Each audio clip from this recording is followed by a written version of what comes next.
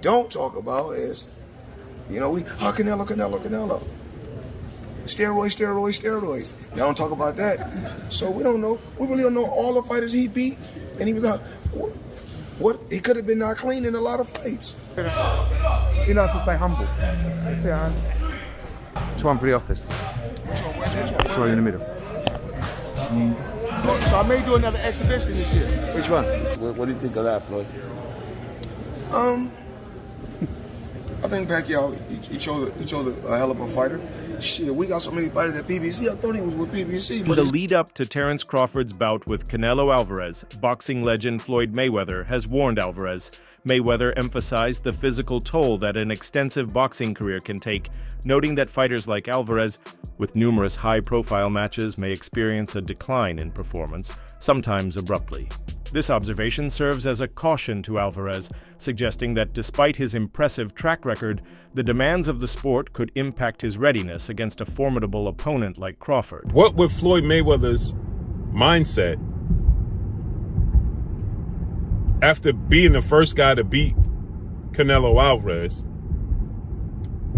thoughts on a fight between Terence Crawford and Canelo Alvarez? I had people that stated that they feel like that Floyd Mayweather would essentially hate on the situation. Hold me back. Eddie. Hold me. You'll fight, Eddie. You fucking stuff. All you fuckers. He said, all you fuckers. Hold me. Just fucking go. The most awaited fight between Canelo Alvarez and Terence Crawford is set to take place in September 2025 on Mexican Independence Day weekend.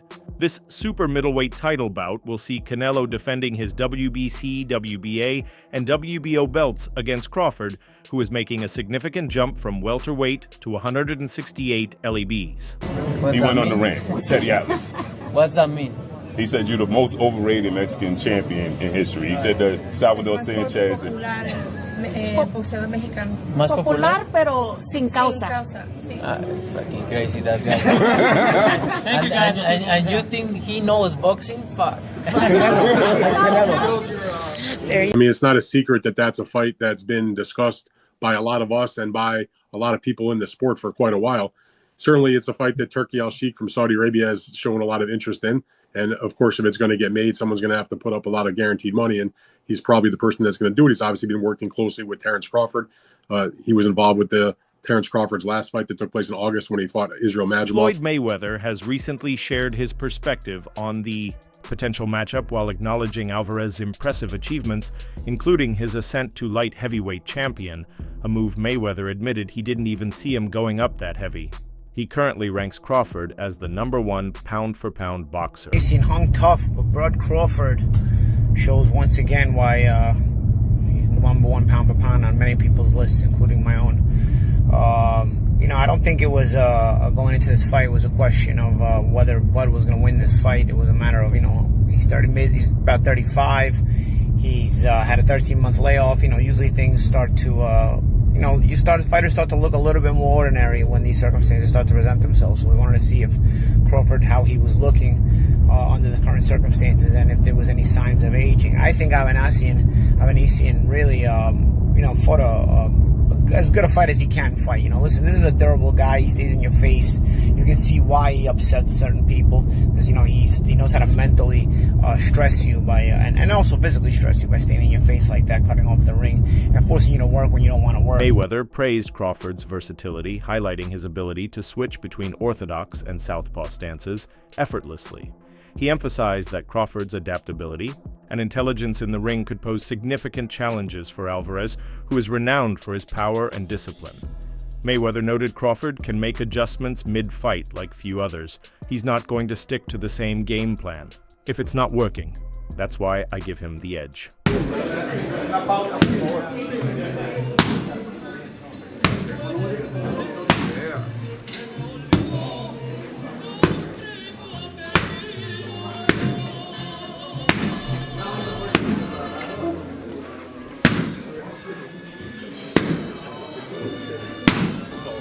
not official, but it may be a done deal. Terrence Crawford, Canelo Alvarez. Early thoughts? What do you think?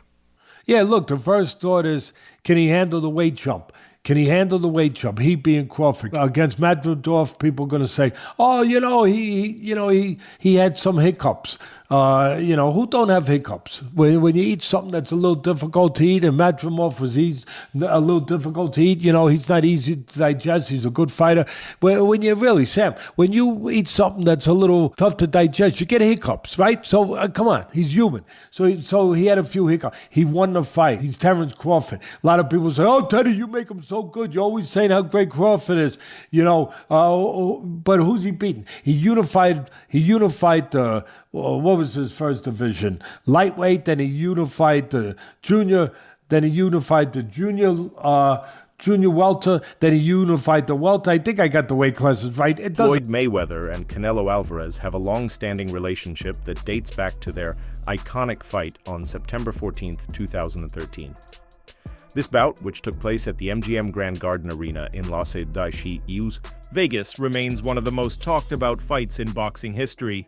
Canelo was 23 with 43 fights and 30 knockouts, and the world said he was inexperienced. I was 36 with 40-something fights, and to tell you the truth, Canelo was 23 with 43 fights and 30 knockouts, and world said he was inexperienced.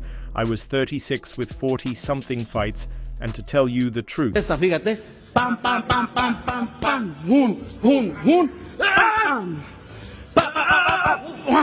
Gancho. Hun, hun, hun. Hun, hun, hun. Digo. Hun, hun, hun. Eso.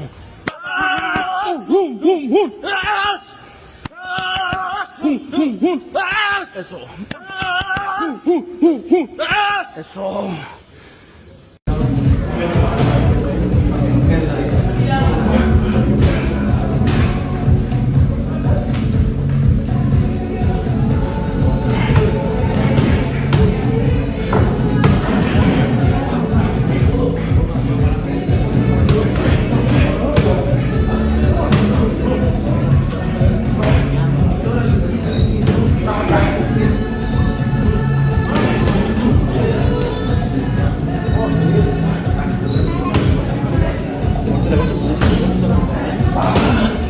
Joe Rogan highlighted the significant impact of Canelo Alvarez's 2013 loss to Floyd Mayweather on Alvarez's subsequent boxing career.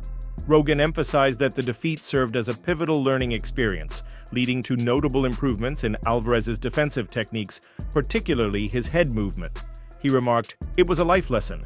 Then you look at how Canelo's head movement got after he realized Canelo, and he was like standing right in front of Canelo, and Canelo's just whiffing. It was a life lesson. And then you look at how good Canelo's head movement got after that fight when he realized it. I mean, my God, when he fought Danny Jacobs, and Canelo's just standing right in front of him, bobbing. That's all what he learned from fighting Floyd. Listen, Canelo needs to understand he's a different fighter now. The deterioration is there. He's not the same guy. He's not that destroyer who's looking for knockouts early and keeps a pace and a pressure on you. He throws 30 punches around.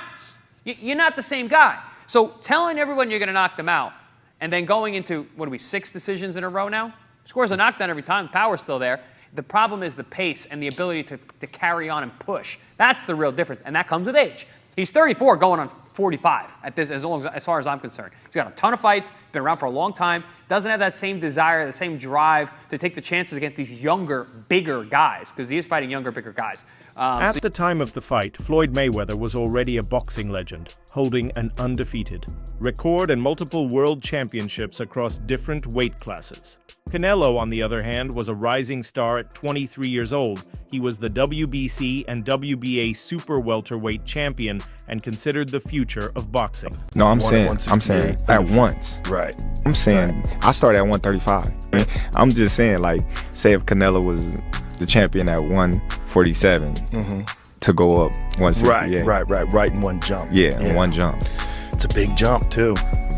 21 pounds.